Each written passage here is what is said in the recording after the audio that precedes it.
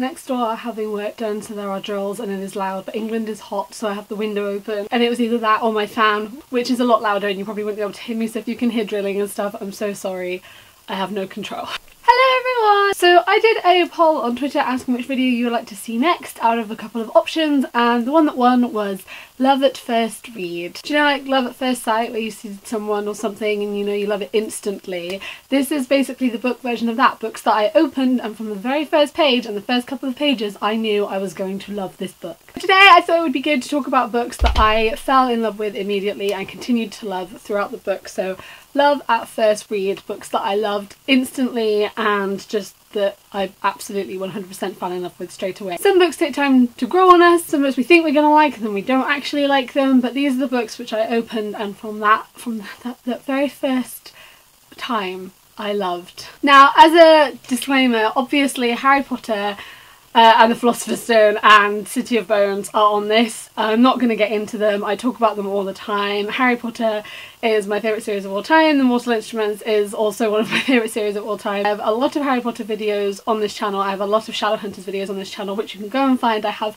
an entire Shadowhunter playlist now and an entire Harry Potter playlist, so if you want to know more about those series, go and check those videos out, but they are obviously on this list, but I just don't want to get into them too much. Obviously I loved those books from the very beginning. Firstly we have The Bits of Being a Wallflower by Stephen Chbosky, and this is a book I don't really talk about enough but that I absolutely love. So this book is about a boy called Charlie. He is very socially awkward, very shy, very introverted, and he's kind of sort of just watching everyone else do what they're doing and not really knowing what he's doing and where he is in his life. And there's lots of things going on in this book. It deals with a lot of stuff that happens in school and in relationships and with family, and it does touch upon some serious topics and it's definitely not light-hearted, but it also shows a lot about growing up and figuring out who you are and growing and getting better with things and friendships and coming together and how you can find friendships in very unusual places sometimes. And I just absolutely love this book and I loved it from the second that I started it. I love the story, I love the way it's written, and it really meant a lot to me when I first read this book, and from the first couple of pages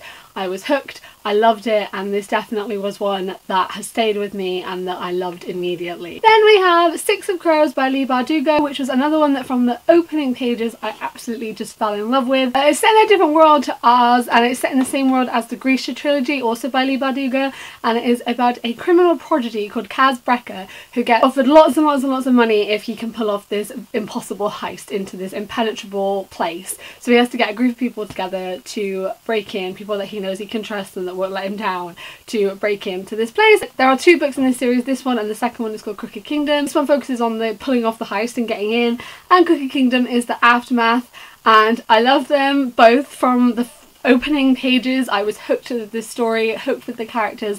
I love them all so much for so many different reasons and it's just absolutely brilliant. Then we have The Unbecoming of Mara Dyer by Michelle Hodkin, which is about a girl called Mara Dyer who wakes up in hospital with no memory of how she got there. When she wakes up she realises that her two friends and her boyfriend have died, and then lots of weird stuff starts to happen after that. And this is a trilogy, and I first discovered this book, I think only one was out when I first discovered this book, the first one, which is The Unbecoming. I remember starting it and I just absolutely fell in love with it. It was brilliant. I was hooked. I loved it. I love the story. I love how the story progresses throughout this book and throughout the next two books, and it's just absolutely brilliant and definitely one that from those very first pages, that first chapter, I knew that I loved. Then we have Seconds by Brian Lee O'Malley, which is actually a graphic novel and it is the same guy that did the Scott Pilgrim books, and I wasn't a massive fan of Scott Pilgrim but I heard lots of good things about this. I actually saw it in a YouTube video and thought it sounded really good, and it's about a girl called Katie and she finds these magic mushrooms and she eats one, writes in this little book a mistake she's made that day, and then when she wakes up the next day the mistake has been erased and didn't actually happen. It's a kind of one that shows the message of you should accept the mistakes and learn from them rather than try and pretend they didn't exist and forget them. I really love this graphic novel. The artwork is amazing and really cool. I love the style, I love the story, and from the first couple of pages I absolutely fell in love with this story. And I actually remember I opened it before work, and one day, I think it was like 2015, it was when I worked in the cinema, and I basically just devoured this book and was almost late for work because I just didn't put it down. I read it cover to cover and I absolutely loved it. Then we have The Fangirl's Guide to the Galaxy by Sam Maggs, which is a non-fiction book and it is the guide for geek girls. Now, I I'm a fangirl. I love it. I love cosplay and conventions and every aspect of geek culture. As I've gotten older, it's become something which people accept a lot more, and it's grown into a big thing and has become like this really massive, amazing thing, which is so good, because I don't understand why anyone ever had a problem with fangirls and geek culture, because like fangirls and cosplayers and that kind of thing, everyone sort of thought it was weird for a really long time, and I used to say like, yeah, I'm part of this fandom, and people would think that I was really odd. I'm really glad that it's now something that more people are accepting of and understand and talk about, and this book is really good because it goes over all of the conventions of being a fangirl and just being someone that loves something so much, and conventions and where they are and cosplayers, and it was just very informative as well as being very funny and very enjoyable to read, and this kind of like, yeah, we like all these things to the point where like we're willing to all come together to celebrate it. So that's really cool. Shut up. Which is really good. This is another one I actually remember reading. I was reading it on a bus journey, like a really long coach journey, and I read it on the whole thing and I absolutely loved it. It was so good. From the first couple of pages I was like, this is me! And I absolutely fell in love with it. Then we have Dorothy Must Die by Danielle Page, and I'm going to be doing a video of my favourite retellings, so I'm going to talk about this book a lot more in that video. But essentially this is a what happened after Dorothy got to Oz and got a bit mad on the power, and it's about a girl called Amy who ends up in Oz and basically has to become Dorothy's assassin because she has lost control and needs to be stopped. I love retellings. I love seeing different people's takes on stories and worlds that I love so much, so retellings are essentially some of my favourite things. I think that's why I love fan fiction so much. So this book I absolutely loved. It is actually, there are 4 books in the series, but this was the first one, and I remember starting it and just being like, yes! Yes! I loved it so much. It was so good. So like literally from the first couple of lines I was like, yeah, yes. But yeah, like I said, in my favourite retellings video, which is coming soon, I will talk more about this series, but this was one that I loved from the first couple of pages and I've loved ever since. Then we have Simon vs. the Homo Sapiens Agenda by Becky Albertalli, which I have spoken about so much on this channel, but it is so good, and it is about a boy called Simon who is gay, but he is not out yet. He has been talking to this guy that he met over the school's Tumblr, and they've been talking and kind of having their own mini sort of like online relationship, and are they going to meet? Are they going to find out who the other one is? Because while they know that they go to each other's school, they don't actually know who the other one is. The messages get seen by someone and get threatened to be leaked, and it's sort of everything that comes from that, and it's growing up and coming out and family and friendships and relationships and first relationships, and I just love this book so much. Like I cannot express, like literally from the first couple of pages of this book I was hooked. I didn't want to put it down. Every time I had to put this book down I was so sad. I loved it, like literally from that first page. Then we have The Thing About Jellyfish by Ali Benjamin, which is I think considered a middle grade novel, but actually deals with some pretty heavy stuff, but I absolutely love this book. And it's about a girl called Susie whose best friend drowns, and Susie is trying to find a reason for this. She's trying to find a reason why her friend has died, and I think she's only 10 or 11, and it was actually 11, I was 11 when I had my first experience with death, you know, someone close to me, and it's very weird when you're so young because you can't, I mean even now I sort of struggle to get my head around stuff, and stuff that, especially things that seem unfair or unexpected or things that you can't really comprehend. And I remember what it was like being 11 and trying to kind of come to terms with it and trying to find a reason and trying to have something and someone to kind of not blame necessarily, but kind of a reason for it so I could understand it, rather than it just being something that happened, that happens and happens in the world. And this book really deals with that, and she thinks it was a jellyfish. She thinks she gets stung by a jellyfish.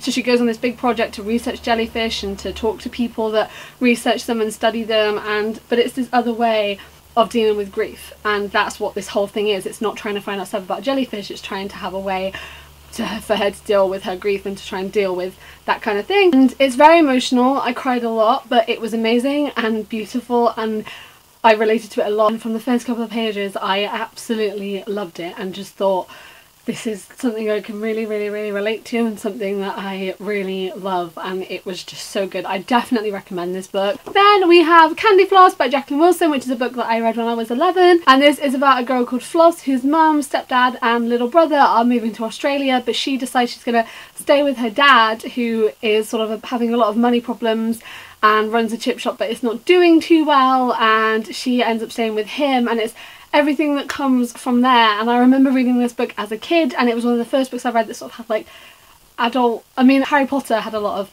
kind of like grown up themes and stuff with it, but this was something that was kind of the whole like money thing and family and that kind of thing, and I remember reading it and absolutely falling in love with it. It was a present for my 11th birthday and I just absolutely love this book. I've never really been able to properly explain why, but it's my favourite Jacqueline Wilson book. I absolutely loved it. I just, from those first couple of pages, I remember sitting on my birthday opening it and just reading the whole thing, and it was just so good. Then we have Cinder by Marissa Meyer, which is the first book in the Lunar Chronicles, which are series of retellings but with the sci-fi twist. So this is a retelling of Cinderella, and she is half human, half cyborg, and then lots of stuff goes down. All the books tie in. I absolutely love these books. From the first couple of chapters I was absolutely hooked, and I knew I wanted to read the rest of the series, and I loved it. I loved this book. I loved it the whole way through, and I just think they're so clever, and like I said, I love retellings, so obviously, and I just thought it was so well done and so clever, and I loved it from the very beginning. And finally we have Aristotle and Dante Discover the Secrets of the Universe by Benjamin Aliri Sainz, which is about two boys,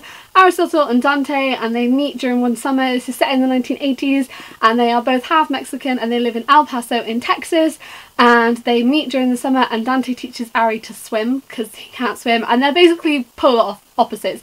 Ari is dealing with a lot of things. He's trying to figure out who he is, trying to figure out his family. He's a little bit sad. He really doesn't sort of know who he is and where he is with his life and stuff. And Ari is the complete opposite. He has a good relationship with his parents. He's accepting of himself and a lot happier, and has his ideas of things and sticks to those ideas. They somehow form this bond that they have, and it follows their relationship and how it grows and develops, and accepting yourself and coming into yourself. And it's an LGBTQ plus novel, and it's just so good, and I love this book. Literally the first line of this book, like it focuses a lot on growing up, and I really related to Ari, but literally from that first page I love this book. And I was sat on a sunbed in Spain and I burnt badly, which is not something you should do, look after yourself, but I was not expecting to be sat down for ages, and I just opened this book and then I couldn't stop and I couldn't put it down, and I just absolutely love it, and I reread it so much. It's my favourite standalone, and I just, please. So yeah, so those are just some books which from the very start I loved, from love at first read, from the first couple of lines, those first couple of pages, I was hooked and I loved, and they have stayed with me and meant a lot to me during my reading process and afterwards. I'd love to know some books of yours that were love at first read down below. Let's all chat. Any the same as mine? What are your other ones? Because if you love them that much, I would love to be recommended them so that I can check them out. If you're new here, I make videos a couple of times a week, so if you would like to stick around and join us, then you can do that. Thank you guys for watching. All of my links and stuff will be in the description if you want to come hang out with me on other social media. I hope you're doing really well, and I will see you next time. Goodbye!